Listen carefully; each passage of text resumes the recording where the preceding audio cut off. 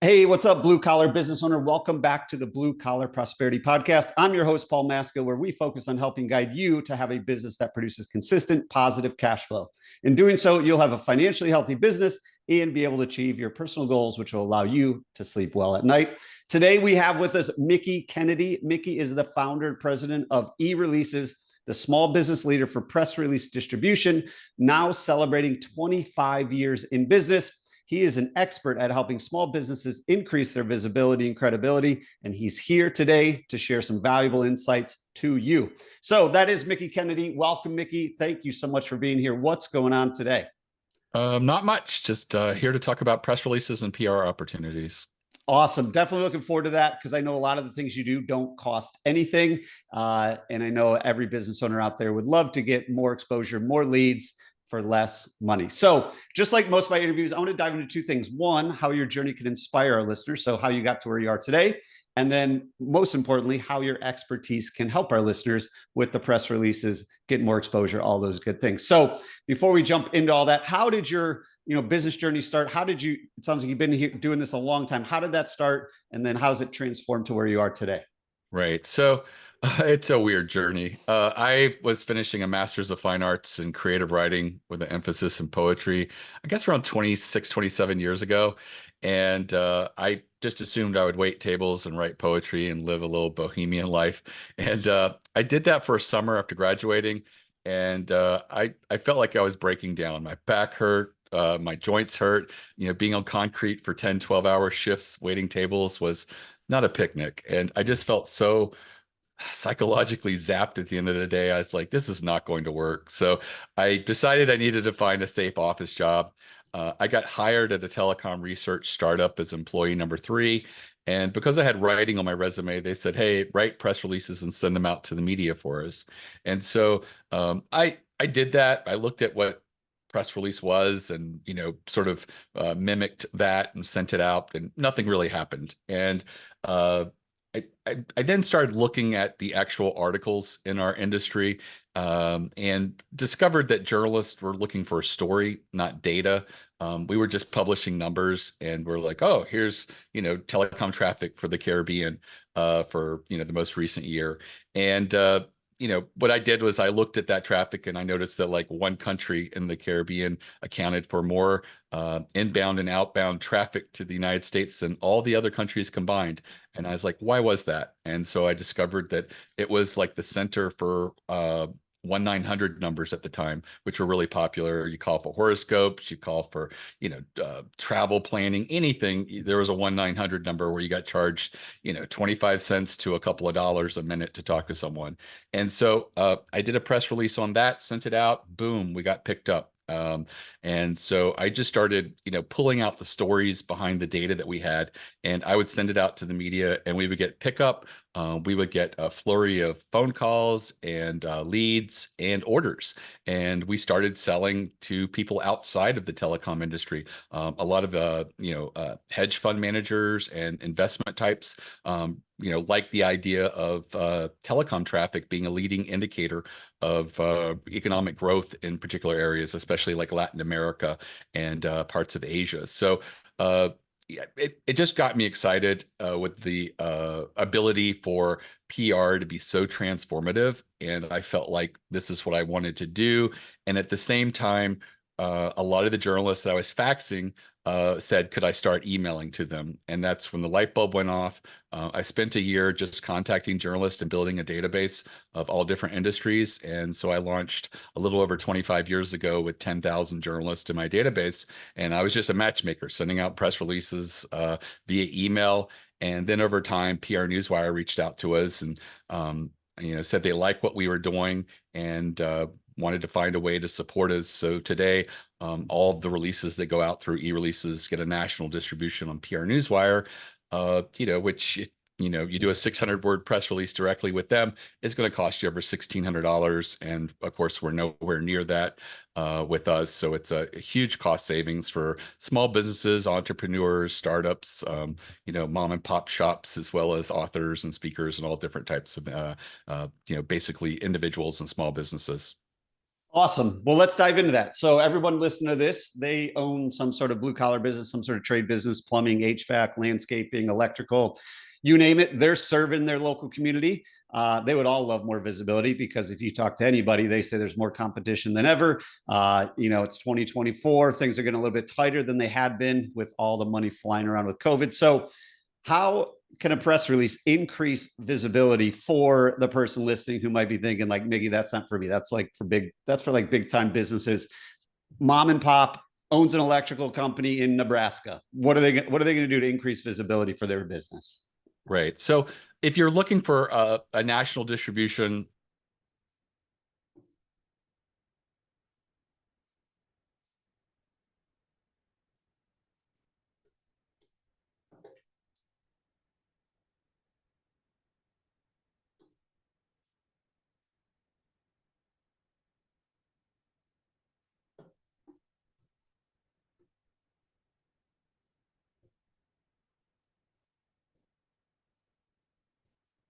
company or brand, just because it's they get accolades for that. No journalist gets a pat on the back when they review the latest Office edition by Microsoft. So that's one thing to keep in mind. Another thing is there are opportunities for you to get national attention. I have worked with companies that wanted to do that. I had a local carpet company in New Jersey that wanted to get national recognition. And what we did was we targeted the trade publications. We did several press releases that got no response, and then went back and said, just brainstorming, and realized that their biggest enemy wasn't like Paul across the street with Rug Emporium. It was the big box home improvement stores. And we thought that we could really build a good press release, David versus Goliath sort of approach there. And we did. And it got picked up in almost every floor trade publication. How these small carpet companies across the U.S. have to compete against the, Home Depots and Lowe's of the world, knowing how bad they are for the carpet industry. And so we put that out there. And like I said, every floor trade publication picked it up. First thing I pointed out was your customers aren't reading these floor trade publications, but they had a plan. We continue to do releases on similar approaches. And at the end of a year, we had over 30 articles that were written about them. They were picked up in their local newspaper. They were picked up in New Jersey Magazine. And they put all of these articles, they printed them out and put them in a binder that they called their brag book. And they made a few of these binders and gave them to their salespeople. And every time they went to someone's home, they would say, "Hey, we may not come in the cheapest, but we know what we're doing. We never have people calling us back to restretch carpets or fix a seam, but that happens all the time with the big box home improvement stores. We've been picked up in Floor Trade Weekly, and they just start going through the binder. And just by adding that to the sales consultation, they started closing 17% more of those sales. And that just shows, that when you have this media pickup, it's like third-party corroboration or social proof.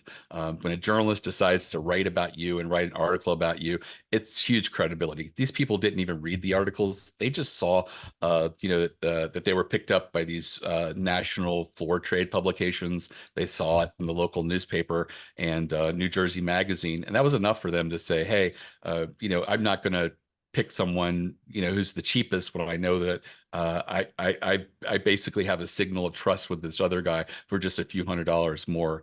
And so, like I said, that's extremely powerful. Now, getting back to local media, that is what most people in blue collar businesses are looking for. And the good thing about that is you don't need a service like e-releases for local news. Local news is probably the easiest news for you to get yourself. And it really just starts by making a connection. This is usually through email with a journalist, and just regularly pitching them. And by a pitch, we're talking anywhere from 2 to 6 sentences.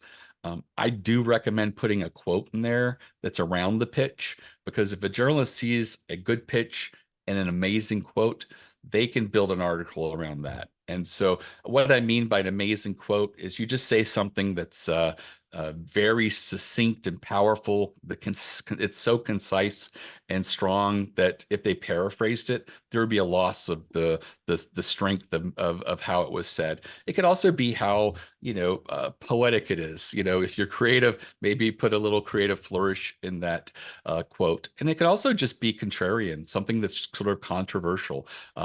Journalists always want to have something controversial in quotes attributed to someone. So, what does a pitch look like? It could be, let's say you're a dry cleaner and, everybody is going green, and you could just send a pitch and say, hey, there's been a lot of green initiatives in the dry cleaning industry, and I would love to talk to you about what we, company name in our community, have done to go green, and how we feel like we're helping the community. Then put an amazing quote and then send it. So who are you going to send it to? This is where you're going to do a little bit of work, but it's not a lot. If you think about it, in your local market, there's probably less than 10 people who would write about you. At your local newspaper, find out who generally covers your industry. Look online, see if there's an email address. If there isn't, you can call and ask for one. These aren't celebrities. They're not trying to hide. They're members of the community, and so they are accessible, and they should be willing to give you an email address or let you know the best way in which they want to be contacted. Then, if you're lucky enough to have a business newspaper or a business magazine, you're going to find out who covers your industry there. Again, do the research, get that email address, and start building your little Rolodex. You can also look at like weeklies, free papers, and things like that. You can also look at radio and TV and see if there's sometimes segments to spotlight businesses in your industry, or bring people in to talk about certain things in your industry. Call and ask who the producer or booker of those segments are at those places. And again, try to get their email address. So you're just going to be contacting these people. Might be as few as 3 or 4 people, could be as many as 10, and just contact them regularly. What does that look like? If you have ideas, you see things happening in your industry, or people in other markets getting media attention for something, you can pitch something similar to that at that time. I say try to do it at least quarterly, just to stay on their radar. What a lot of my clients who've done this say is that after a couple of years of just regular contact with these journalists, they start to be contacted by them. A journalist will be working on a story, and they're like, wow, I'd love to plug in a local company and get their opinion on this. And they'll say, oh yeah, I remember this guy. He's emailed me in the past. Picks up the phone or shoots you an email and asks for a quote or a way in which to get you into that article. And so that's really the secret sauce to sort of breaking into local media.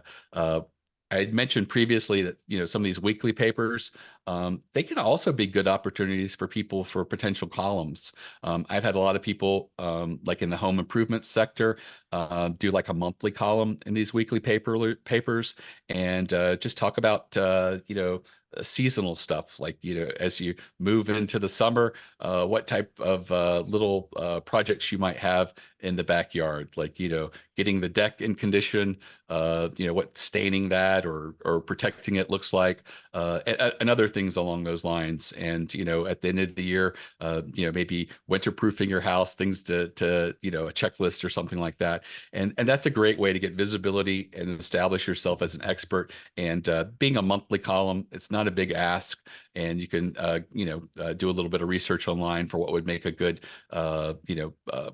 few paragraphs to talk about a particular subject. And so these are all things that I think that a lot of local businesses can do. I think that the commitment of time doesn't have to be extensive. It's just something that you should just nurture on a regular basis, whether it's every other month or quarterly. And what you'll find is that it may take you a year to finally get that first mention, but once you do, you'll find it's a lot easier. I noticed in the Baltimore Sun that there's 2 or 3 businesses that sort of get recycled every time there's an article. So if someone's talking about, changes and how people are doing hybrid working from home and going into the office, all of a sudden they get a quote from the same company that they've always got quotes from. And it's not because they're big advertisers, which they're not. It's because they've done the legwork and established a connection, and they're just an easy ask for these busy journalists. Wow, y'all, there's a ton of value there from Mickey. I mean, I made a ton of notes, just kind of like, kind of unpack everything. Even if you go to the national level, what it can do to your sales conversion for your technicians out in the field, your estimators out in the field, your advisors out in the field, to just have that social proof. We know, everybody knows, customers make decisions on know, like, and trust factor. It's really easy to build that know, like, and trust factor when you come to them and say, look, this is what we're doing, this is why we're doing it, and this is why you really, I recommend you doing business with us. However, your sales process is, having that tangible proof goes a long way of like, okay, these guys are worth it. Those reviews aren't fake. A lot of times when we have really, really good business, a lot of people are like, this is too good to be true. There's no way a home service business does all these things. But to have that social proof is huge. But even going on the local level, reaching out, creating that database of 8 to 10, influencers in the media, whether it's local papers, magazines. I know most towns have magazines that come out monthly or quarterly, and finding what topics are trending in the news. Everybody knows what's trending in the news. We could use Going Green, and you could look at every industry in the blue collar space of Going Green and reach out to them and give them information to make their job easier. So if you're an electrician, talk about electric vehicles. If you're an HVAC, talk about energy uses and how efficient the things that you are putting into the homes now compared to 20 years ago. If you're a plumber, talk about water usage. If you're a landscaper, talk about how you're optimizing your routes using technology so that way you're not using as much fuel and conserve more customers. Whatever it is, just start to build that relationship and get out into them, because at the end of the day, you're making their job easier. When Mickey was talking, one of the things that I thought of, if you send newsletters out to your customers to educate them. So if you're in the landscaping space and you send out a monthly newsletter and tell them, hey, in June, this is what we recommend, start providing that value to them. And eventually, like Mickey said, you might be able to take that exact information and put it into a column and become the local expert of, hey, I know if I have a landscaping question, I'm going to ask that guy that writes that quarterly column or that monthly column or even that seasonal column 4 times a year of, hey, what do we do in the winter? What do we do in the spring, summer, and fall? So a ton of actionable value there to start building your business in different ways that other people aren't doing, because I hear it all the time. Well, everybody's doing that. Everybody's doing this. I promise you, not everybody's doing this, because it's one of those things that does take a little bit of time. The key is to just get started, though. Once you get started, start building that momentum. Eventually, you become the resident expert for those journalists. Word spreads, and you become, you're in there. Every time they're writing a piece, they're thinking, man, what would Joe say? Oh, let me call Joe, because Joe always provides great value, provides great context and great content for the paper, the publication, the online article, whatever it might be. So, with all that being said, Mickey, I know you kind of gave them a key of like how often you want to do it regular to stay in touch with them.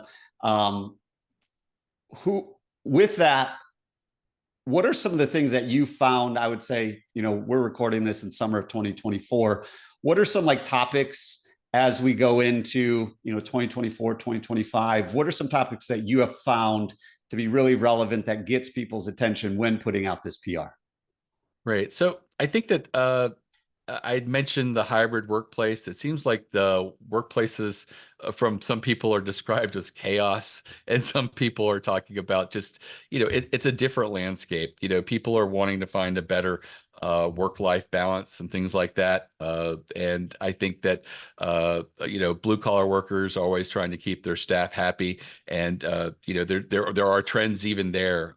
Some people who are, allowing their corporate office to receive Amazon packages during the day, so they don't have to worry about stuff being delivered at home and things along those lines. So it's just thinking about things that are I guess evolving. There's economic issues. There's always economic uncertainty at certain times, and sometimes just asking questions around that. When people seem to I think get a little worried about the economy. People tend to hunker down at home and do a lot of improvements and things like that, and start paying attention to some of the things they've neglected around the home. So knowing that, asking questions around that could be really useful. Like I said, going green is always something that people are paying attention to. Also, energy efficiency. There are lots of things that you can make obvious to people that yes, like a new HVAC system might be a big expense, but with the cost savings and energy savings of modern efficient units, replacing a 25 or 30-year unit might pay for itself in as little as just a few years. And so, some of things like that that could sort of, show the stakes to people in a way that's sort of useful and sort of, talk about things that are relevant because people are paying a lot more attention to waste, energy, efficiencies, things like that, and what the real cost benefit are of improvements and things along those lines. And so I think that a lot of people might not know where to start there, but if you just look online, there's a lot of publicly available data about certain things, like replacing toilets with the lower flush things, what that means as far as water savings, which may be financial or not, but it is an environmental shift that helps the community. So things like that you can go out there and find some publicly available data about certain things and just put those into to your messaging, and it really shows the stakes of why using as a solution both addresses a problem that you have while also helping the environment and the community. Love it. And that it really makes it easy when you think about a lot of the stuff that's put out into the media is for homeowner consumption, and everybody listening to the show is serving homeowners. So I'll take a quote and send it out to you guys. What's ordinary to you is amazing to others. Things that we as blue collar workers do, blue collar owners do every single day. It's just kind of like, well, that's what we do.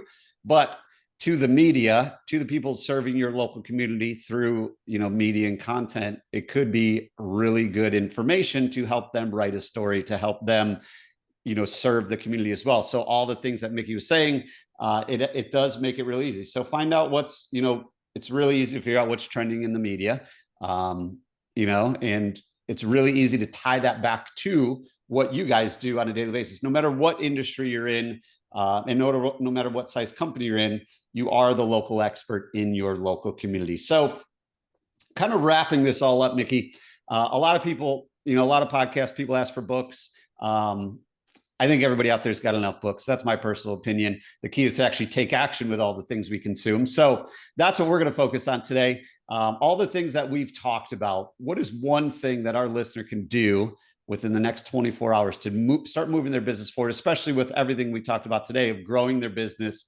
without having to spend an arm and a leg? I think that start building your database. Pay attention to your local paper. A lot of people don't subscribe to their paper anymore, but maybe pick up a copy.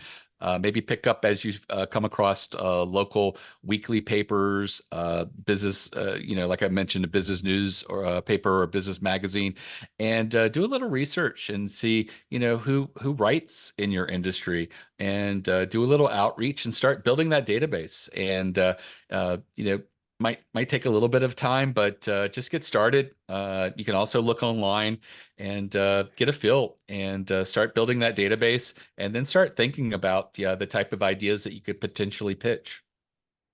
Love it, Mickey. And yeah, like if y'all don't want to do that research, find someone on your team to do the research, hire a VA to do that research. And then once it's time to reach out, have the person that will be handling that going forward to make it happen, get the process started.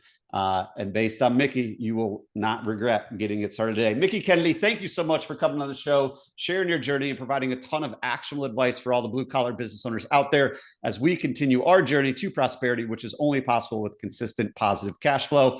And we can have more consistent positive cash flow if we grow our business without having to spend any more money. So I am confident that this will help everyone out there get one step closer to achieving their personal and professional goals. Before we sign off, Mickey, where can our listeners go to keep in touch with you and learn more about what you offer? Right. So the website's ereleases.com. All my social media is on the lower right. I do have a free video masterclass that's less than an hour. It's available at ereleases.com/plan, PLAN. And again, it's completely free, and it will give anybody a good primer on the types of strategic press releases and topics that the journalists want to pay attention to. Awesome. Thank you so much for sharing that, Mickey. Again, it's ereleases.com/plan. It's going to take you less than an hour and you'll have all the information you need to take action. Mickey, thanks so much again for coming on the show today. Oh, you're very welcome.